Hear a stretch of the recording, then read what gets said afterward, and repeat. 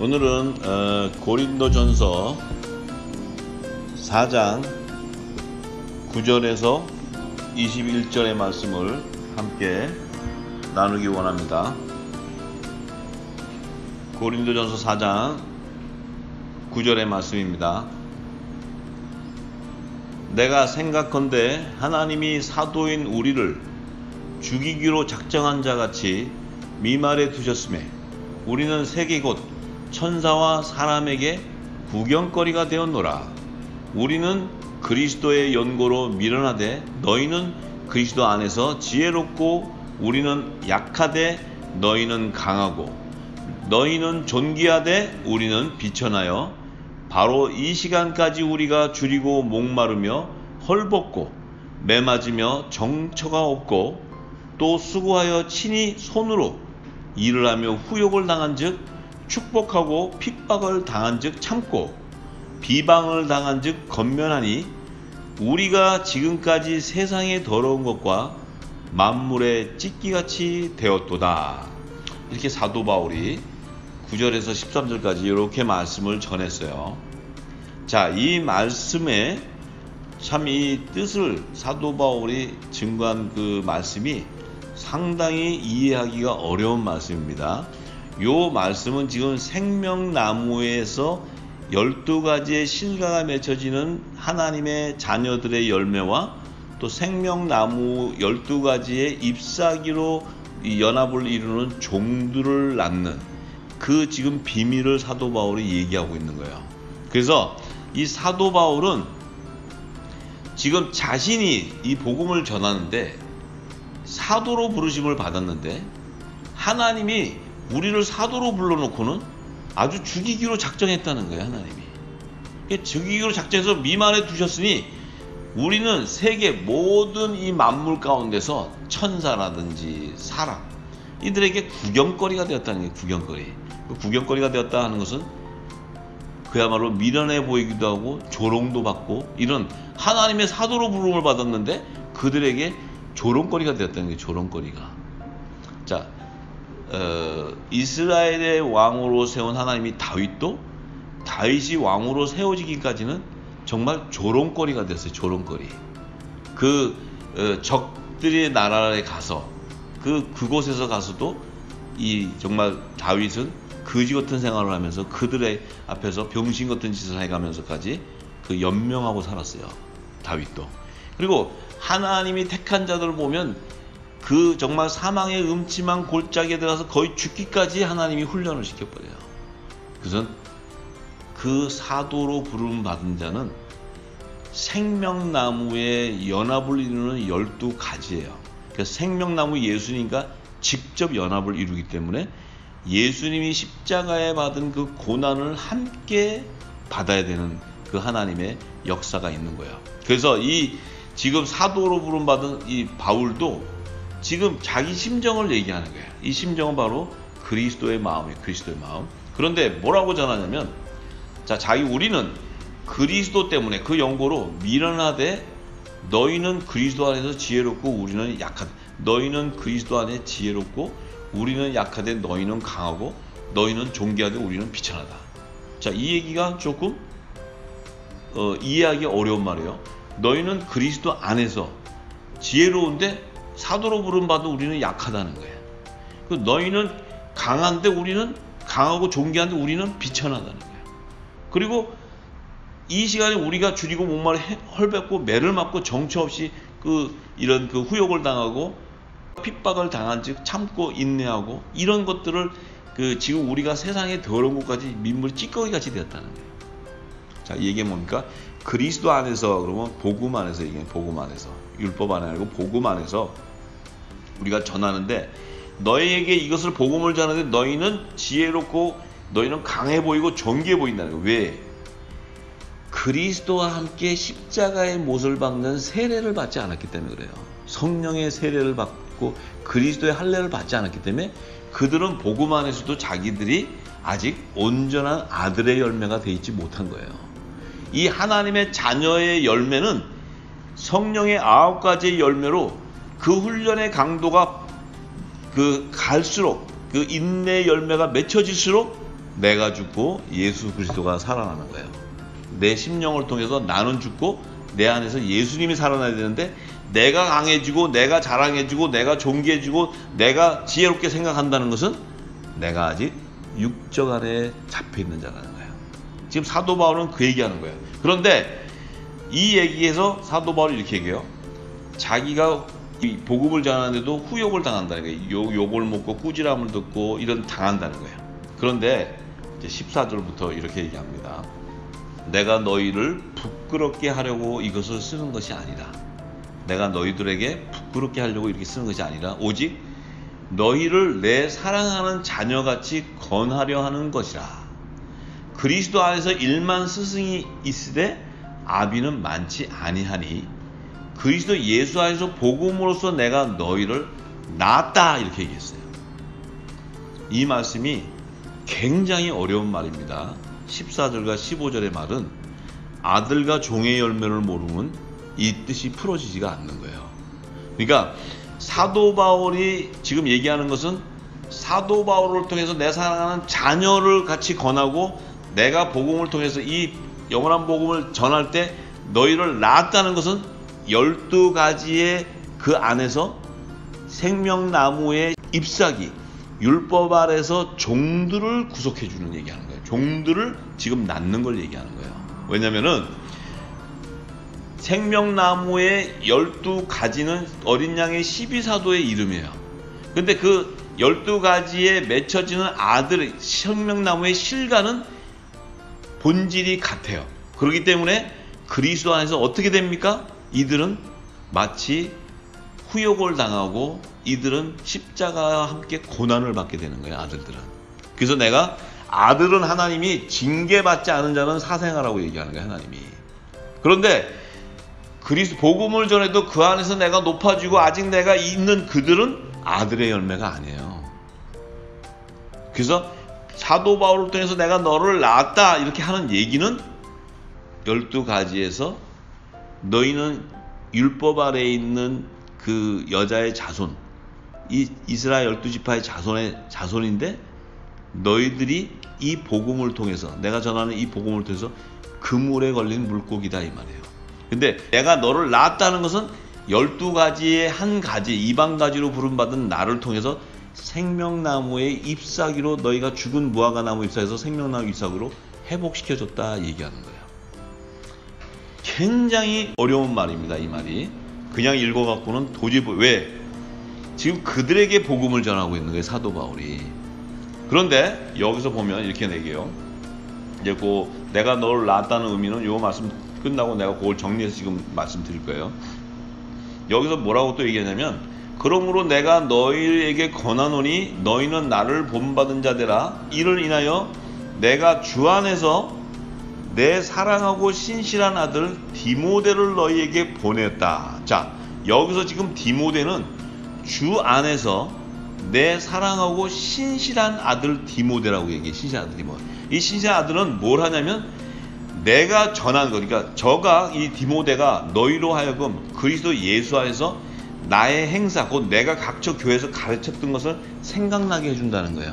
그 얘기는 뭐냐면 이 디모데는 생명나무 12가지에서 실과 아들의 열매라는 거예요. 아들의 열매. 그래서 이 디모데는 주 안에서 사랑하는 신실한 아들인데, 이 디모데는 너희에게 내가 전하는 이 복음을 전해준다는 거예요. 너희들한테. 자, 그 얘기는 하나님의 자녀이기 때문에 이 디모데는 종의 신분이 아니고 하나님의 아들의 신분이기 때문에 사도 바울의 기름 부음이 똑같이 있는 거야. 그 디모데에게도.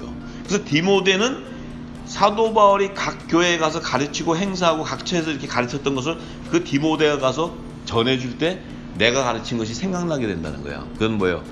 복음의 일꾼이라는 거예요. 새 언약의 일꾼이라는 거예요. 디모데는. 자, 너희들은 아직은 율법 아래에 있는 자들이라는 거예요. 너희들은 지금 사도 바울이 증거하는 말을 잘 우리가 영적인 눈으로 분별할 줄 알아야 돼요. 그런데 그렇게 얘기하면서 어떤 이들은 내가 너희에게 나가지 아니할 것 같이 스스로 교만하여졌으나 그러나 주께서 허락하시면 내가 너희에게 속히 나아가서 교만한 자의 말을 알아볼 것이 아니라 오직 그 능력을 알아보겠노니, 이렇게 얘기했어요. 사도 바울이. 잘 드셔야 돼요. 어떤 이들, 그 지금 내가 보고 있는 어떤 이들은 교만하다는 거예요. 교만한데 그들이 지금 그 말하고 자기들이 교만한 말을 하고 나는 그리스도를 알고 자기가 복음을 안다고 막 하는데 내가 너 그 교만한 자의 말을 듣는 게 아니고 그에게서 나가는 능력을 알아보겠다는 게 능력. 그 능력은 뭐냐면 성령의 능력이 나타나느냐 안 나타나느냐, 그가 전하는 것이 진리냐 아니냐, 이것을 분별하겠다는 거예요. 그러니까 지금 뭐 나는 그리스도를 다 알고 난 바울과 같이 나도 다 가르치고 뭐 디모데에 와서 가르치지만 나도 다 알아, 다 알고 너희들 다 가르칠 수 있어, 이렇게 교만하게 말을 하는데 그 말하는 자의 말을 들어보는 것이 볼 것이 아니고 그에게 나타나는 능력을 본다는 거예요. 사도 바울은 아들과 종과 타락한 죄의 종에 분별하는 영이 임해 있는 거예요. 자, 이것이 바로 분별의 영이에요. 이것이 바로 하나님의 선과 악을 분별할 줄 아는 영적인 예배자라는 거예요. 그의 심령이 교회라는 거예요. 교회. 예수님과 함께 연합을 이루는 교회라는 거예요.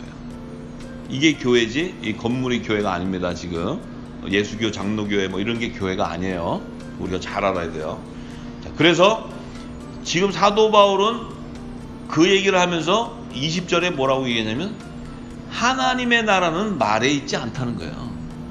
오직 능력에 있다는 거예요. 너희가 아무리 멋지게 건물 세워놓고 무슨 교단이라고 다 해놓고 옆에 뭐 신학을 하고 다 이렇게 갖춘 것처럼 이렇게 다 가졌다 할지라도 너희들이 말하는 전하는 말이 성령의 능력이 나타나나 안 나나, 하나님의 나라는 너희가 말하는 말에 있지 않고 능력에 있다는 거예요. 능력에. 자, 이 얘기를 하는 거예요. 이거 굉장히 어려운 말이에요. 이걸 모르니까 그냥 우리가 막 전하면은 뭐 배워가지고 전하면은 하나님 나라하고 복음을 전하고 이 전도하고 뭐 선교하고 이렇게 한다는 줄 알아요. 근데 그것이 결국은 마지막에 그렇게 뿌렸는데 선교지는 다 썩은 열매가 나오는 거예요. 교회는 지금 다 썩어져 있어요. 교회는 지금 귀신의 초소로 가득 차 있어요. 왜? WEA, WCC도 분별하지 못하고 다 거기에 가입해 가고 있어요. 그것은 아무리 그들이 하나님을 전하고 하나님 나라의 그 복음을 전한다 할지라도 그들의 말에 있는 것이 아니고 그들의 능력은 이미 하나님의 능력이 나타나지 못하는 밭이 되어버렸어요. 그들은 뭐예요? 세상의 것을 쫓아가게 되는 거예요. 세상의 것을. 그것은 교회가 아니라는 거예요. 사도 바울이. 그러면서 21절에 너희가 무엇을 원하느냐. 자, 지금 그런데 너희가 원하는 게 뭐냐? 내가 매를 가지고 너에게 나가랴? 아니면 사랑과 온유한 마음으로 나가랴? 이렇게 얘기해요. 사도 바울이. 내가 매를 가져가서 너희들이 쳐서라도 너희들에게 이 진리를 깨닫게 해주랴? 아니면 사랑과 온유한 마음으로 너희가 전해서 이 말씀을 깨달을 수 있겠느냐? 그 교만에서 너희들이 벗어날 수 있겠느냐? 지금 사도 바울이 이렇게 얘기하고 있어요. 자, 먼저 사도 바울이 내가 너희를 낳았다는 의미를 우리가 좀 오늘 알아야 됩니다. 하나님이 예수님을요, 내 사랑하는 아들이 알고 내가 너를 낳았다고 얘기했어요. 하나님이. 그러면 예수님의 머리는 하나님이에요. 하나님. 왜냐면 하나님이 예수님을 낳았다 그랬으니까. 그러면 예수님이 우리를 낳았다, 그 복음이 우리를 낳았다, 예수님의 생명 안에 있는 생명이었다. 그러면 우리는 남자의 머리 되시는 하나님의 자녀니까 남자의 머리는 그리스도가 되는 거예요. 예수님이. 그런데 복음의 새 언약 일꾼이 낳았다 하는 것은 여자를 얘기하는 거예요. 여자. 왜냐하면 여자의 머리가 남자가 되니까. 이 여자는 바로 율법 아래에 있는 죄와 사망의 법에 매여 있는 그 이스라엘 12지파의 자손 가운데 복음을 듣고 굵은 벼슬 입고 묵은 곡식을 다 버리고 그들이 회개하며 그 구원의 표를 받고 그들이 성결의 표를 받고 이제 복음 앞에서 그들이 예수의 이름으로 제사함을 받고 그들이 흰옷으로 갈아입은 자, 그들은 하나님의 종으로 하늘나라로 추수되는 자예요. 그러니까 그 종들은 어디에 붙어야 되냐면 생명나무의 12가지의 실과에 생명나무 잎사귀로 연합을 이루어야 되는 거예요. 그래서 이 사도 바울이 전하는 이 말씀 안에는 아들과 종에 대한 열매, 이 땅의 교회와 이 땅의 제단과 하늘나라의 하늘에 속한 교회를 지금 두 부류를 얘기하면서 이 사도 바울이 낳은 그 열매는 사도 바울이 천국 복음에 그물을 던졌을 때 세상인 바다에서 그물에 잡히는 물고기를 얘기하는 거예요. 물고기. 그 물고기는 사람의 형체를 가진 종의 형체. 그러니까 피조물이다 이 말이에요. 피조물. 하나님의 자녀는 뭐예요? 로마서 8장 19절에서 23절에 피조물에 고대하는 바. 피조물에 고대하는 바는 이 땅이 뭐예요? 이 육의 흙으로 지은 종의 형체인 사람, 첫 아담의 계보에서 나오는 흙에 속한 자들을 얘기해요. 그런데 그 피조물이 고대하는 것은 하나님의 아들들이 나타나기를 원한대요. 아들들 그러면 이 아들들은 하늘에 속한 자를 얘기해요. 하늘에 속한 자. 그러니까 이 하늘에 속한 자들이라는 것은 이 아들들이야말로 복음의 빛을 증거하는 빛의 자녀들이에요. 그리고 그들 안에는 예수님의 그 진리의 빛이 거했기 때문에 그들의 몸은 성전인 자들이에요. 성전인 자. 그들이 예수 그리스도의 몸된 교회예요. 그 교회에서 진리를 비추기 때문에 이 땅의 피조물들도 구원함을 받을 수 있는 길이 열리는 거예요. 이 얘기해 주는 거예요. 그래서 피조물이 허무한데 굴복하는 것은 자기 뜻이 아니라는 거예요. 피조물이 허무한데 굴복한다는 것은 이 땅의 그 육의 소유골자가 흙에 속한 자들은 자기들이 이게 벗어나려도 벗어날 수가 없이 이 세상 임금 안에 종노릇하게 돼 있다는 거예요. 근데 자기 뜻이 아니에요. 왜? 세상 가운데 제 가운데 가둬놨기 때문에 그들은 이 복음의 아들들이 와서 진리를 전해주지 않고서는 구원받을 길이 없는 거예요. 그렇기 때문에 오직 굴복해 하시는 이로 말미암아, 굴복해 하시는 이는 하나님이세요. 하나님. 왜냐하면 하나님이 모든 이 땅에 있는 인류를 제 가운데 가둬놓으세요. 가둬놓고 진리의 빛을 증거했을 때 그 빛을 깨닫는 자가 하나님께로 돌아가는 거예요. 그것이 하나님이 추수하는 방법이에요. 그런데 그 바라는 것은 피조물도 썩어짐의 종로릇한 데서 해방된다는 거예요. 썩어짐의 종로릇한다는 것은 죄와 사망의 법에 매여서 죄의 종노릇하니까 결국은 이들은 멸망당하게 되는 거예요. 근데 거기에 종노릇하다 보니까 그 종노릇하는 것이 누구야? 초등학문 아래서 종노릇하는 자들이 세상의 그 종교 철학이나 세상 지식을 따르는 자들을 얘기하는 거예요. 그러니까 거기서부터 해방되어 하나님 자녀들의 영광의 자유에 이르는 것이다. 하나님의 자녀들도 율법 아래에 있었지만 아들의 영을 통해서 하나님의 아들의 명분으로 세워지기 때문에 그들은 이 땅에 매여있는 종의 신분에서 아들의 신분이 되는데 이 종들도 하나님의 자녀들과 같이 그 속박된 데서 구원함을 받기를 원한다는 거예요. 구원함을 받기를 원한다는 거예요. 그래서 이 땅에는 하늘에 속한 자와 땅에 속한 자, 하나님의 아들들의 본향은 하늘나라예요. 하늘나라의 시민권자예요. 근데 이 땅에 그 율법 아래에 있는 그 흙에 속한 자들은 이 땅의 시민권자, 이 땅의 시민권자. 그래서 그들은 첫 아담의 계보에서 나오는 자들이고 하나님의 아들들은 마지막 아담의 계보에서 나오는 그 아들과 종의 열매를 지금 얘기하는 것입니다. 그래서 시편 2편 6절에서 12절의 말씀을 보면 여호와 하나님께서 내가 나의 왕을 내 거룩한 산 시온에 세웠다 하시리로라. 자, 내가 나의 왕. 그러면 하나님께서는 예수님을 만왕의 왕, 하늘나라의 통치권자로 세우셨어요. 하나님이. 그래서 그 왕을 거룩한 산 시온에 세우는데 내가 영을 전하노라. 자, 영의 하나님의 비밀을, 영이라는 것은 하늘나라의 비밀, 하나님의 비밀을 얘기하는 거예요. 여호와께서 내게 이르시되 내가 내 아들이라 오늘날 내가 너를 낳았다. 자, 하나님께서 이 말씀은 예수 그리스도의 탄생을 계시하는 말씀이에요. 이 땅에 예수님 메시아가 오시는 그 예수님이 하나님의 사랑하는 아들. 그래서 예수님이 요단강에서 물세례를 받고 성령의 세례를 받을 때 하늘문이 열리면서 하나님이 이는 내 기뻐하고 내 사랑하는 아들이라고 직접 하나님께서 음성으로 예수님을 아들이라고 칭했어요. 자, 그래서 그 분을 낳은 분이 하나님이기 때문에 그 예수님의 머리는 하나님이 되시는 거예요. 내게 구하라. 내가 열방을 유업으로 주리니 내 소유가 땅끝까지 이르는데 내가 철장으로 저희를 깨트리며 질그릇같이 부수리라. 자, 철장 권세를 가져요. 아들들은 예수님도 철장 권세를 가지고 하나님의 자녀들 후사들도 다 철장 권세를 갖는 거예요. 그것이 예수님의 권세를 받는 거예요. 예수님은 하늘과 땅의 권세를 다 가지신 만왕의 왕이에요. 그분의 몸된 그 지체이기 때문에 그분이 받은 예수님의 권세도 우리가 받게 되는 거예요. 그런즉 군왕들아 너희는 지혜를 얻으며 세상의 관원들아 교훈을 받을지어라. 여호와를 경외함으로 섬기고 떨며 즐거워할지어라. 그 아들에게 입 맞추어라. 그렇지 아니하면 진노하심으로 너희가 길에서 망하리라. 자, 그 아들에게 입을 맞추라는 것은 그 아들에게 뽀뽀하라는 얘기가 아니고 그 아들의 입에서 나오는 그 말씀, 그 열매를 먹으라는 얘기예요. 열매. 예수님이 입에서 나오는 그 말씀을 받으라는 거예요. 그렇지 않으면, 그걸 받지 않게 되면 진노하심으로 너희가 길에서 망하리라. 그 진노가 급심하리라. 여호와를 의지하는 자는 다 복이 있다. 자, 이렇게 지금 예수님에 대해서 하나님께서 이렇게 말씀하셨는데, 누가복음 2장 1절에서 15절까지 말씀을 잠깐 봅니다. 자, 이제 예수님이 이 땅에 오시는, 메시아가 이 땅에 탄생하는 것을 얘기하시는데, 자, 이때 가이사 아구스토가 영을 내려 천하로 다 호적하라 하였으니, 이 호적은 구레뇨가 수리아 총독되었을 때 첫 번 한 것이라. 모든 사람이 호적하러 각각 고향으로 돌아가매 요셉도 다윗의 집 족속인 거로 갈릴리 나사렛 동네에서 유대를 향하여 베들레헴이라는 다윗의 동네로 이렇게 가는 거예요.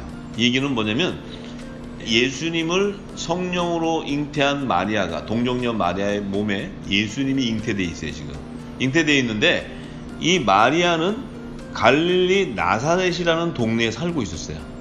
살고 있었는데, 하나님은 구약시대에 이 예수님이, 이 메시아는 다윗의 왕의 위로 온다고 약속을 하셨어요. 유다 지파를 통해서. 그래서 다윗 왕의 위로 와야 되는데, 그 다윗의 계보의 족속이 그 마리아, 동정녀 마리아의 남편인 요셉이 그 다윗의 집 족속이에요. 그래서 갈릴리 나사렛이라는 곳에 살고 있는데, 갑자기 지금 하나님이 그때 당시에 로마의 그 통치하에 있는 그때 그 영을 내려가지고 그 있는 사람들이 다 고향으로 내려가서 호적을 다 다시 하게 하는 거예요. 호적을 만들게 하는 거예요. 그래서 그 호적을 하려면은 이 갈릴리 나사렛에서 요셉의 그 고향이 베들레헴이에요. 다윗의 족속이니까. 그러니까 말하자면은 본향이죠, 본향. 그러니까 호적을 하러 가는 거예요. 호적을 만들러. 그러니까 이게 이제 거기서부터 요셉이 아내인 마리아를 데리고 베들레헴이라는 다윗의 동네를 가고 있어요. 근데 그 가는 중에 이 마리아의 몸에는 성령으로 잉태한 예수님이 지금 잉태되어 있는데, 거의 산딸이 다 됐단 말이에요. 산딸이. 이제 예수님이 막 오늘날 이렇게 이 땅에 그 탄생하실 때가 됐는데, 하나님은 이렇게 정확하신 분이 뭐냐면, 그 베들레헴으로 호적을 하러 갈 때 뭐 한 달 기간에 가 있는 게 아니고 호적만 하면 돌아오는 거예요. 그러니까 그 갔을 때 아무리 뭐 길어도 일주일 있는 정도 되면은 거기서 호적 보고 뭐 거기 있는 집안 식구들 좀 만나보고 이러면 또 다시 일주일 정도 되면 갔을 거예요. 그런데 마리아가 예수님을 잉태한 상태에서 그냥 갔다가 한 일주일 지나고 와버리면은 베들레헴에서 탄생하는 하나님의 언약이 이루어지지 못해요. 그러니까 참 이게 은혜입니다. 왜냐면 예수님을 그 잉태해서 오늘날인데 이 지금 마리아가 그까지 걸어서 그 먼 길을 그 베들레헴까지 갔을 때까지 천사가 그 마리아의 배를 붙잡고 있는 거예요. 그래서 거기에 딱 도착하는 날 됐을 때 호적하러 오는 사람들이 너무 많다 보니까 그 여인숙이라든지 그 묵을 만한 집이 없는 거예요. 거기에 너무 사람이 많아서. 그러니까 결국 얻은 거라고는 마구간에 들어가서 하룻밤 묵게 된 거예요. 마구간. 그러니까 자리가 없어서 마구간을 간 거예요. 그 여관이 없어서. 거기 갔는데 5절에 이렇게 얘기하잖아요. 그 정원한 마리아와 함께 호적하러 올라가니 마리아가 이미 잉태되었는데 거기 있을 그때 해산할 날이 차서 맏 아들을 낳아 강보로 쌓여 구유에 누우시니 이는 사관에 있을 곳이 없습니다. 이 마리아가 사관, 어디 여관에 가 있을 데가 없었다는 거예요. 없어가지고 구유에, 그러니까 그 마구간에서 이제 그날 밤에 놔버린 거예요. 이 예수님을 탄생시킨 거예요. 탄생시켜가지고 강보에서 구유에 그 말을 먹는 통에다 이렇게 예수님을 거기다 눕혀놨어요. 자, 예수님도 이게 하나님의 창조주이신데 이 땅에 육을 몸을 입고 오실 때, 이 땅에 하나님이 탄생시킬 때 뭐 거대한 왕족의 집안 안에 뭐 거대한 왕궁에서 탄생하는 게 아니고 나을 곳이 없는 곳에 찾다 못 찾아서 마구간 가서 놓는 거예요. 마구간. 그러니 왜 하나님이 이렇게 하셨겠어요? 초림에 오실 때는 예수님은 구원자로 오셨지 만왕의 왕의 신분으로 오시지 않은 거예요. 만약에 만왕의 왕의 신분으로 오셨다 그러면은 이렇게 예수님이 탄생하지 않아요. 그리고 이스라엘 아닌 로마 아닌 누구 어떤 강대국이 있다 하더라도 예수님이 임재하시면서 모두가 다 멸망당하게 돼 있어요. 그러면은 구속사가 일어날 수가 없죠. 그러니까 예수님이 이 땅에 오셔서는, 초림에 오셨을 때는 사람들도 예수님을 볼 때 어떻게 하나님의 메시아가 저런 데서 날 수 있고, 어떻게 저렇게 천박한 그 가난한 동네 나사렛에서 날 수 있고, 이거는 있을 수 없는 일이다. 사람이 아무리 예수님을 흠모하려도 흠모할 곳이 하나도 없게 만드는 거예요. 왜 그러냐면요, 그 믿음의 열매는요, 사람의 지식과 생각으로 절대 믿을 수 없게 만들게 하기 위해서요. 만약에 예수님이 만왕의 왕에서 이 멋진 그 왕복을 입고 왔으면요, 안 믿을 사람 하나도 없어요. 다 믿어버려. 아이고, 이 만왕의 하나님의 이스라엘 왕으로 보내셨는데 이렇게 엄청난 능력과 이 건세를 가지고 오셨는데 거기 가서 경배 안 할 사람이 누가 있어요? 그런데 예수님의 재림 때는 만왕의 왕으로 오시니까 다 경배해야 되는데 지금은 안 믿어요, 예수님을. 왜 안 믿냐면 너무 초라한 모습으로 오시고 십자가에 돌아가시고 가셨기 때문에 사람들이 흠모할 게 없어요. 지금 그냥 다 그냥 예수 믿고 구원받는다, 그러니까 너도 나도 그냥 예수만 믿으면 된다, 이렇게 편안하게 믿고 그냥 세상 그 안에 그 종교인의 삶을 살고 있는 거예요. 그런데 예수님이 진짜 재림 때는 천하가 다 그 앞에 경배해야 되는 그런 만왕의 왕으로 오시는 거예요. 그런데 그렇게 오시리라고 믿을 만한 근거를 하나도 안 남기고 가셨어요. 말씀만 주고 가셨지. 말씀도요, 책으로 기록해 놓은 것도 하나도 없어요. 그냥 말씀 전한 거 성령이 이 택한, 예수님 택한 12 제자들에게 기록 부어서 그들이 적게 한 거지, 예수님은 이 땅에 옷 하나 남기지 않았어요. 흔적 하나 남기지 않았어요. 그러니 믿음 없이는 예수님을 믿을 수가 없어요. 믿음은 그리스도의 영으로 말미암지 않고서는 믿을 재주가 없는 거예요. 아무리 믿으려고 한다 해서 천만에, 당신이 지금 그 예수님의 진리를 모르고 예수를 믿는다 그렇습니까? 그럼 당신은 지금 쏟고 있는 거예요. 당신은 지금 죄의 종로로 타고 있는 게, 죄의 종로로. 거짓 영에 쏘가 있다는 거예요. 거짓 영에.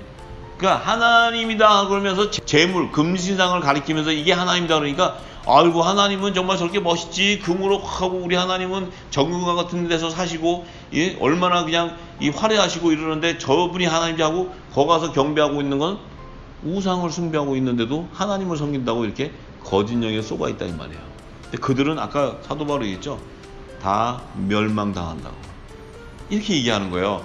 참으로 정말 구원은 그렇게 일어나는 게 아닙니다. 그래서 10절에 보니까 예수님을 딱 놓고는 마리아하고 요셉도 얼마나 참 이 혼란하겠어요. 그죠? 사람의 입장에서는 마리아가 그 천사가 와서 얘기해주고 성령이 이걸 알지만, 또 요셉 입장에서도 그 사실은 와이프가 나랑 동침하지 않는데 이렇게 자녀를 놓고 이렇게 있다, 이게 막 참 사람으로서는 이해하기 어려운 얘기예요. 그런데 천사가 10절에 또 이렇게 얘기해요. 천사가 이르러서 마리아하고 그 요셉에게 이렇게 얘기합니다. 무서워 말라. 보라, 내가 온 백성에게 미칠 큰 기쁨의 좋은 소식을 너희에게 전하노라. 오늘날 다윗의 동네에 너희를 위하여 구주가 나셨으니 곧 그리스도 주시니라. 이렇게 그 천사가 와서 얘기해 주는 거예요. 이분이 그리스도고 주라는 거예요. 그러니 생각해 보세요. 온 백성에 미칠 기쁜 소식인데 사람의 육적으로 보면 뭐가 이게 기쁜 소식이에요? 예? 이게 잘 데도 없어서 저 마국간에서 나가지고 그 어리 핏덩어리 그 방부에 사는데 이분이 구주고 이분이 그 온 백성을 미칠 그 큰 기쁨의 소식이라면 육적으로는 도저히 이해하기 어려운 거예요. 그런데 이렇게 얘기할 때 12절에 이렇게 합니다. 너희가 가서 강보에 쌓여 구유에 누인 아기를 보리니 이것이 너희에게 표적이니라 하더니, 호련히 허다한 천군이 그 천사와 함께 있어 하나님을 찬송하여 가로되, 지극히 높은 곳에서는 하나님께 영광이요 땅에서는 기뻐하심을 입은 사람들 중에 평안하다 하리니, 천사들이 떠나 하늘로 올라가니 목자가 서로 말하되, 이제 베들레헴까지 가서 주께서 우리에게 알리신 바 이 이루어진 일을 보자 하고. 자, 지금 요셉하고 마리아하고 아기 예수, 지금 그분들만 있는 그 자리에 천사가 천군이 나타나서 보여요. 그러면 이 천국을 모든 올 인류에 보여줬으면 좋은데 그들에게만 딱 보여줬단 말이에요. 그래 누가 믿을 수 있어요? 이걸 그분들이 나가서 나 천사 봤다, 천군 천사 봤다 그러면 믿을 사람이 누가 있냐 이거예요. 그런데 마지막에 만왕의 왕으로 오시는 예수님은 천군 천사가 다 동원돼서 이 나팔 소리를 부르면서 온다는 거예요.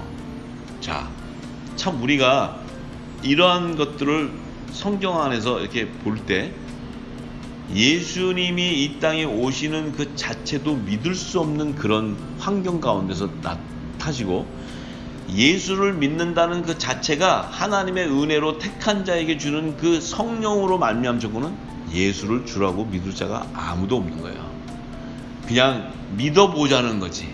뭐 믿었을 때 어느 신을 믿어야 우리도 복을 받고 또 우리가 또 병도 낫고 또 이 땅에 사람들 물질에도 축복받고, 이게 신앙이에요. 지금 신앙.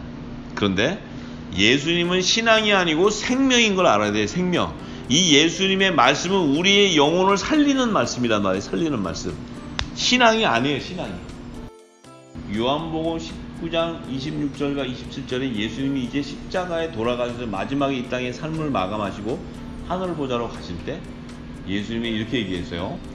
그 모친과 사랑하시는 제자, 그러니까 예수님을 낳은 마리아를 얘기해요. 그 다음에 사랑하는 제자 사도 요한을 얘기해요.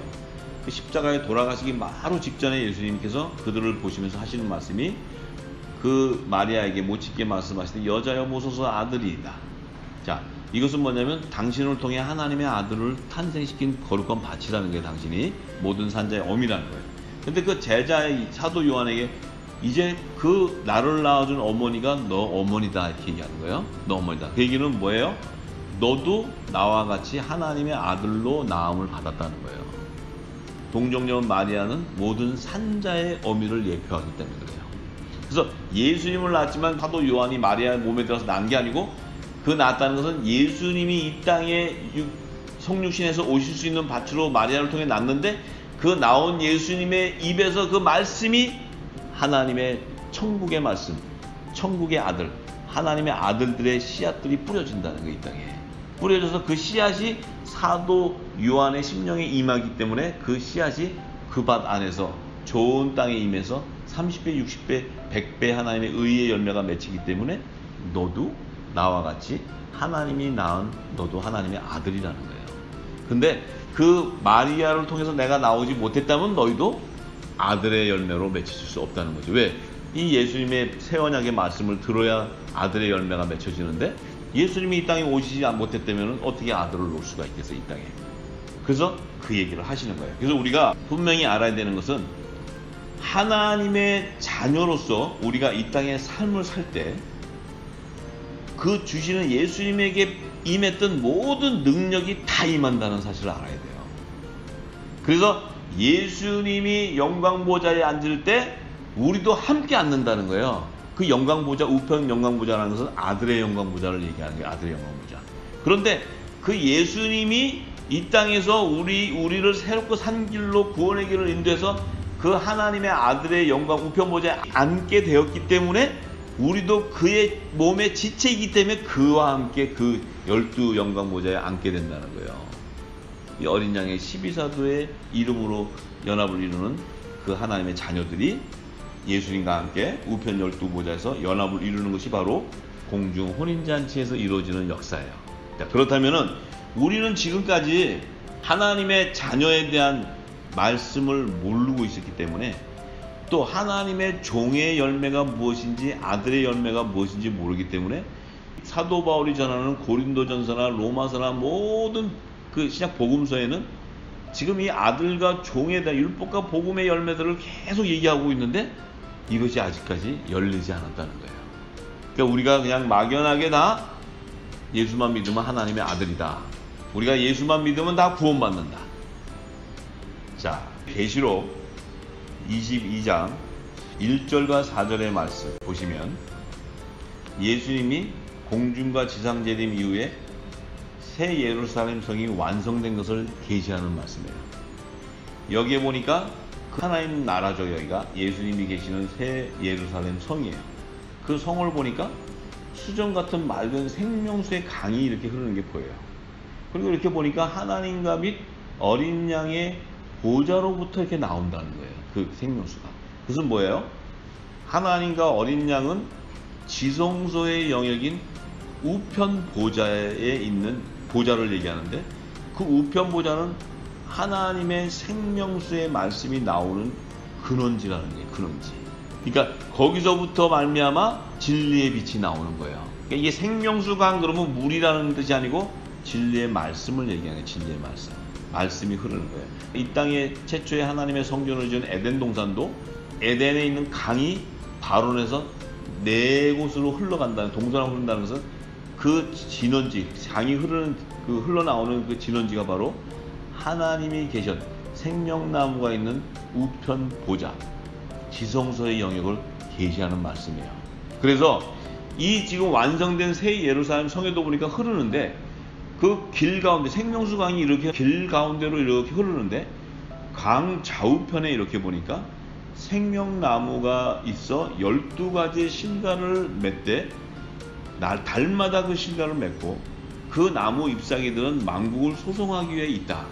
강 주위의 나무에, 생명나무에 12가지의 실과들도 무성히 맺히지만 나무 잎사귀들은 만국을 소송한다. 만국을 소송한다는 것은 열국의 회복을 얘기해요. 열방을 회복.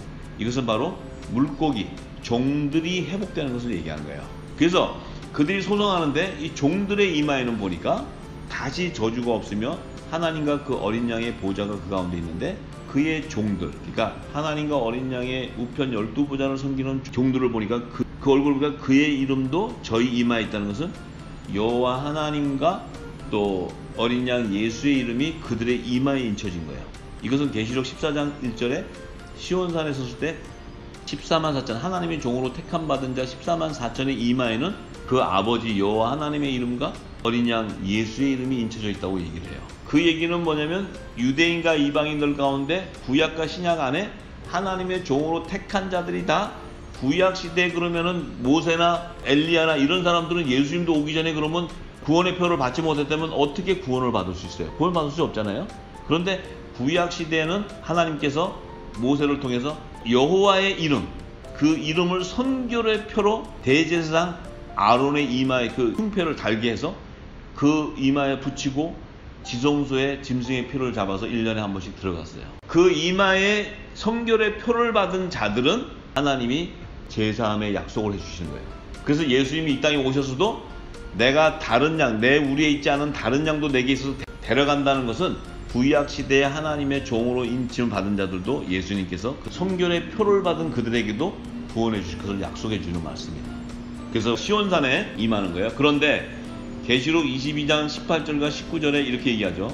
이 책의 예언의 말씀, 이 계시록에 기록되는 예언의 말씀을 듣는 각인들에게 증거하는데, 만일 누구든지 이것들 외에 더하면 하나님이 이 책에 기록된 재앙들을 그에게 더하실 터인데, 만일 누구든지 이 책의 예언의 말씀에 제하여버리면 하나님이 이 책에 기록된 생명나무와 거룩한 성에 참여함을 제하여버린다. 이것은 첫째 부활에 참여하지 못하게 된다는 거예요. 어린 양의 12사도 이름으로 연합을 이루는 자들은 하나님의 왕들의 후사가 되는 왕들의 열매, 아들들의 열매와 제사장, 종들의 열매가 있는데, 그들이 이 생명나무의 12가지의 실과와 생명나무 잎사귀로 연합을 이뤄서 생명나무를 완성하는데, 그 완성하려면 새 예루살렘 성 안에 있는 생명나무의 12가지와 잎사귀로 온전히 연합을 이뤄야 되는데, 그 거룩한 성 예루살렘에 참여할 수 없다는 거예요. 그 얘기는 뭡니까? 이 하나님이 주시는 예언의 말씀을 깨닫지 못하는 자에게는 이렇게 임하게 된다는 거예요. 우리가 이 진리의 말씀을 깨닫고 있느냐 없느냐, 우리가 예수님이 전하신 이 진리의 말씀을 깨닫지 못하고 있다면 지금 이 순간까지는 아직 거룩한 성에 참여하지 못하는 자들이 되는 거예요. 또 우리가 모르고 증거하고 우리가 모르고 예언을 풀고 이렇게 하는 것들은 이 책에 기록된 재앙을 그들이 받게 된다는 거예요. 이제 성경은 우리 마음대로, 우리 생각대로, 우리 인간의 지식으로 푸는 것이 아니고 성령의 기름 부어줘서 성령께서 예수님이 전한 그 모든 비유의 말씀, 천국의 비밀들을 풀어줄 때, 예수님이 하신 그 모든 말씀, 예언의 말씀들이 풀어져 나갈 때 그 말씀이 바로 우리에게 생명을 주는 말씀인 것을 우리가 다 깨달아야 됩니다.